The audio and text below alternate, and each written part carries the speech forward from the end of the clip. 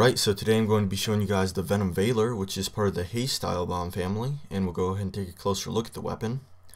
And the first thing that you notice is the bomb has those stacks, just like the other bombs in the Haze family. And it also has some little poison bubbles bubbling up from it, so that's kind of cool. And it looks like the bomb is held in place by a metal band and a metal base. So overall it looks like the other Haze bombs, except for a few color changes and that poison animation.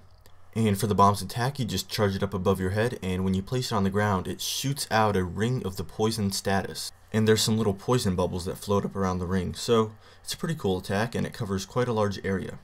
And now we're going to take a closer look at the Venom Veiler and some of its stats. So the Venom Veiler has elemental blast damage, but we're not going to really concentrate on that because you don't get a Haze bomb for its blast damage. However, we will be taking a more in-depth look at the bomb's good chance of causing minor poison and the poison status itself. And this item is great for support bombers, and those are the guys that run around placing bombs and inflicting statuses on enemies to make it a little bit easier on the rest of the party. And now we'll be taking a look at the 3 ways that the poison status affects monsters in Spiral Knights. It reduces their defense, it reduces their offense, and it also adds an adverse healing effect to them. And we'll be taking a closer look at each one of those points. First up is the reduced defense, and we're going to be testing this on an Impasto Cube with a Hail Driver. And with one shot we were able to deal 45 damage. This is without poison. And now we poisoned the Impasto Cube with the Venom Veiler, and we're going to fire a shot. And the shot ended up doing 50 damage, which isn't that great, but you know, if you've got a whole party that has that increase, it might help just a little bit. Next up is the monster's reduced offense, which means that they will be dealing less damage to us. So for this demonstration, you're going to want to be paying attention to the health bar down there and see how many bars we lose after each attack. Now here we are without any poison effect on the monster, and we lost 2.5, 3,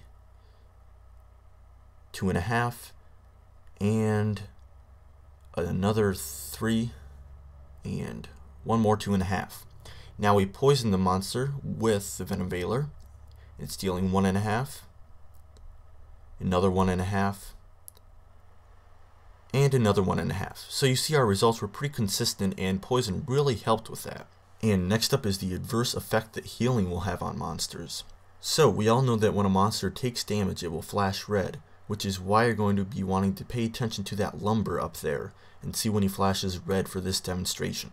And I've gone ahead and already poisoned the lumber. I've been very careful about placing these bombs so that he's not taking any blast damage.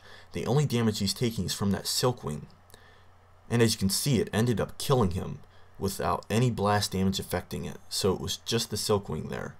Now, all of the aforementioned benefits are great for the Jelly King battle, and that's why if you're a 2 or a 3-star knight, you should always bring a poison-inducing weapon to the Jelly King battle. So if you are interested in getting a Venom Veiler, you'll first need to get your hands on a Toxic Vaporizer. They can take that to a Toxic Vaporizer Mark II. They can take your Mark II to a Toxic Atomizer. And finally, you can take your Toxic Atomizer to a Venom Veiler. And thanks for watching, guys. Have a great Christmas.